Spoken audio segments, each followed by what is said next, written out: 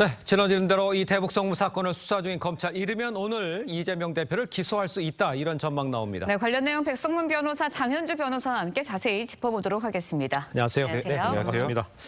자, 먼저 대북 성무 사건에서 이재명 대표가 받는 혐의가 어떤 것들이 있는지 좀 먼저 설명이 필요해 보입니다. 일단 제일 큰 건 제3자 뇌물 혐의입니다. 네. 일단 대북 사업권을 명시적으로 약속을 받고 예. 쌍방울 측에서 800만 불, 그러니까 스마트팜 비용 500만 불에 방북 비용 300만 불을 포함해서 보냈다라는 거. 그게 이제 전액이 아마 제가 보기에 제3자 뇌물죄 혐의에 포함이 될 것 같고요. 예. 그리고 800만 달러를 밀반출한 것에 대한 외국환 거래법 위반, 그리고 통일부 장관 승인 없이 대북 사업을 추진한 것이기 때문에 남북교류협력법 위반, 이 세 가지가 담길 것으로 보이고요. 네네. 결국 제일 중요한 건 이화영 부지사가 이재명 당시 경기도지사에게 이와 관련된 내용을 보고했는지 여부.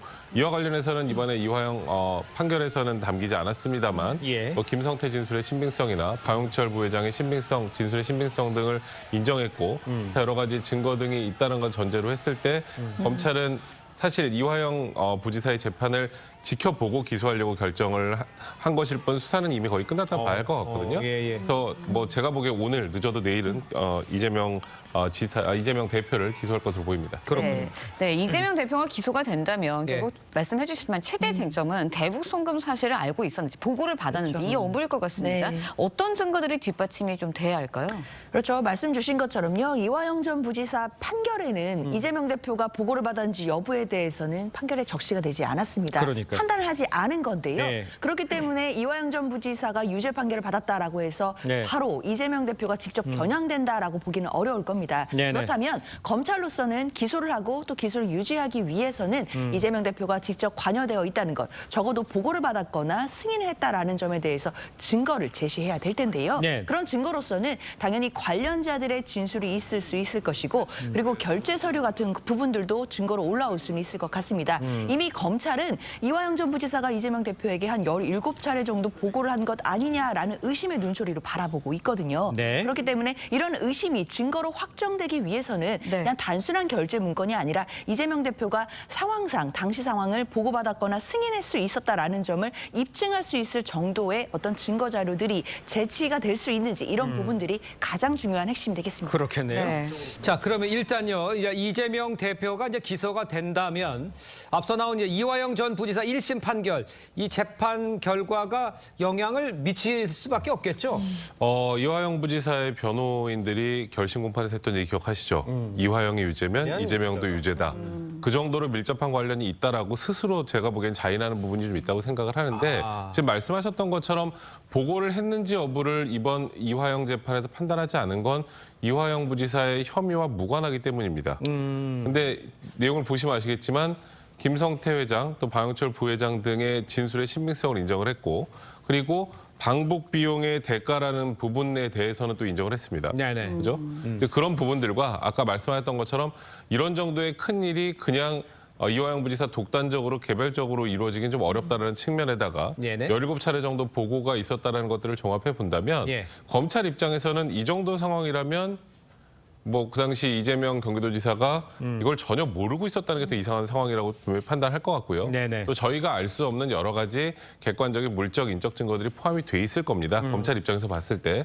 그렇기 때문에 뭐 제가 보기에 이화영 전 부지사의 1심 유죄 판단이 나오는 걸 보고 네네. 기소를 하려고 검찰이 그동안 일단 멈춰놓고 있었던 거라면 이제 어느 정도 검찰 입장에서는 확신을 갖는 단계가 됐다. 이렇게 판단이 될 것 같습니다. 알겠습니다. 이 전 부지사와 이재명 대표의 뭐 관계 침울함에 대해서 좀 이야기를 해주셨는데 이화영 전 부지사 측은 어제 1심 판결에 불복해서 항소를 했습니다. 네. 만약에 2심 네. 항소심에서 다른 재판 결과가 나온다면 그것 또한 이재명 대표의 혐의를 뭐 입증하는데 좀 어려움이 있지 않을까라는 생각도 들거든요. 그렇죠. 일정 부분 영향은 미칠 겁니다. 물론 지금 항소를 한 단계이기 때문에 항소심 결과나 앞으로 혹시 대법원 판결까지도 우리가 예측하기는 어려운 상황이지만요. 네네. 적어도 이재명 대표의 사건과 어느 정도의 긴밀한 연관성이 있다라는 부분은 부인하기는 어려울 것 같습니다. 예. 다만 그렇다 하더라도 이화영 전 부지사에 대한 판결은 이화영 전 부지사에 대한 것입니다. 결국 별도로 이재명 대표에 대해서 기소가 되고 또 재판이 이루어진다라고 한다면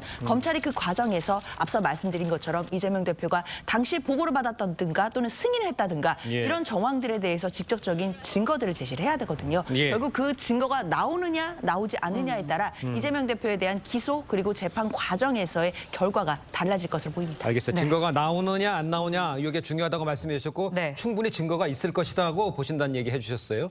자, 그런데 이제 이 대표 대북 송금 사건 기소가 임박하면서 피고인이 이 대통령이 된 경우에 진행 중인 재판은 어떻게 되는지 이거를 놓고 지금 논란이 많습니다. 이게 이제 헌법 84조에 대한 해석을 놓고 의견이 많이 갈리고 있는 상황인데 이 대표가 대통령이 되면 재판은 중단된다고 봐야 되는 겁니까? 이거 어떻게 봐야 됩니까? 이게 건국일에 한 번도 있었던 적이 없었던 없었죠. 예. 상황이라 예. 지금 말 그대로 해석이라는 표현을 쓰잖아요.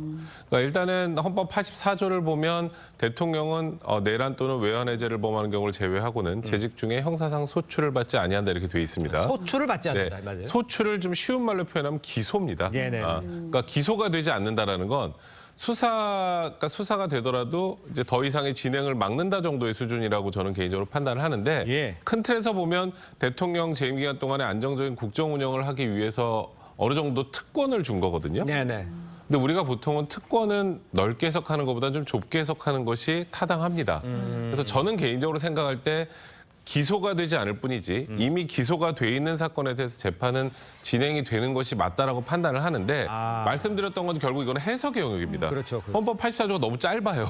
진행되는 재판에 대한 얘기는 어떻게 할지에 대한 얘기 자체가 헌법에 없기 때문에 결국 이거는 법원의 판단에 따라서 갈릴 것인데 법원이 많이 부담감을 느낀다면 만약에 이재명 대표가 된다면 대통령이 된다면 뭐 임의적으로 재판을 멈출 가능성도 배제할 수 없는데 제 개인적인 생각은 이거는 기소와 관련된 조문일 뿐이지 이미 진행되고 있는 재판이 멈추는 조문은 아니다. 저는 개인적으로 그렇게 생각하고 있습니다. 그렇군요. 네. 말씀하신 것처럼 헌법 84조에서 말하는 네. 소추의 의미 이걸 어디까지로 해석을 하냐 이건 것 같습니다. 기소까지로 볼지 아니면 재판까지 또 포함을 시킬지 이 부분인 것 같은데 어떻게 해석해야 된다고 보세요? 그렇죠. 말씀 주신 것처럼 이건 좀 해석의 영역인 것 같고요. 백 변호사님이 말씀 주신 부분들이 뭐 한동훈 전 위원장의 의견과 좀 일치하는 것 같습니다. 한동훈 전 위원장 같은 경우에도 소추와 이 소송, 그러니까 재판은 분리를 해야 되기 때문에 결국 취임 전에 진행되고 있던 재판은 중단되지 않는다라는 취지의 해석을 내놓고 있는 것인데요. 예. 이에 대해서 또 헌법학자들은 다른 해석을 내놓는 분들도 계십니다. 맞아요. 결국 이 헌법 84조의 입법 취지를 생각해 본다라고 한다면 대통령이 안정적으로 국정을 운영하도록 하기 위한 것이라면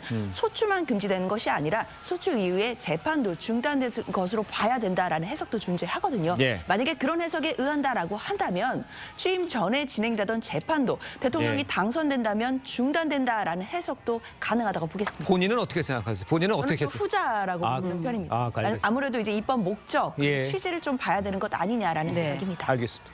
자, 다음 이야기도 빠르게 좀 해보겠습니다. 정부가요, 북한의 우물풍선으로 인한 시민들의 피해 보상을 위해서 대책을 내놨습니다. 그동안 법적 근거가 없다, 보상이 어렵다 했는데 어떤 방안이 좀 나온 게 있는 모양이죠? 일단 누군가가 손해를 끼치면 그 사람이 책임을 져야죠. 근데 북한의 우물풍선은 북한의 책임을 물어야 되는데 현실적으로 어렵잖아요. 그렇죠. 근데 그러다 보니까 원칙적으로는 법령이 없으면은 이와 관련된 보상이 좀 어렵습니다. 네. 그래서 이제 법령을 좀 바꾸려고 하는데 법령 개정 전이더라도 해당 지자체가 이제 신속하게 예비비 등을 편성해서 지원을 하겠다라는 그런 입장이 나온 상황입니다. 예. 북한이 지금 최근 4차례 그 소위 말하는 우물풍선을 보내서 한 1,600개 정도 되는 것 같은데요. 특히 세 번째, 네 번째, 네. 그러니까 오물풍선 같은 경우 대통령실 인근에까지 떨어지지 않았습니까? 예. 근데 이런 일들이 생겼을 때 시민들이나 국민들이 입는 피해는 어떻게 해결할 것인가에 대해서 정확한 답을 내놓는 것도 국가와 지자체의 의무라고 판단을 하고요. 예. 그런 의미에서 신속하게 지원을 하겠다는 입장을 밝힌 것은 환영할 만한 일이라고 생각이 듭니다. 알겠습니다. 네, 그렇다면요 북한에게 이제 재산 피해에 대한 책임을 물을 수 있을지 이 부분이거든요. 사실 법적으로는 불법행위의 주체가 북한이잖아요. 네, 당연히 그러니까. 북한은 예. 손해배상 청구를 할 수는 있습니다. 실제로 승소했던 사례들도 있거든요. 뭐 납북자 피해자 가족분들이 북한에 대해서 손해배상 청구한 거 승소한 사례도 있지만 네. 결국에는 실제로 배상을 받을 수 있느냐의 문제는 현실적으로 좀 어려운 부분이 있지만 정부로서는 뭐 해외에 동결된 북한의 자산이라든지 뭐 혹시 국내에라도 북한의 자산들이 있는지에 대해서 찾아본 후에 집행 가능성까지도 한번 고려해 봐야겠다라는 생각은 듭니다. 알겠습니다. 자, 두 분 말씀 여기까지 듣겠습니다. 고맙습니다. 고맙습니다.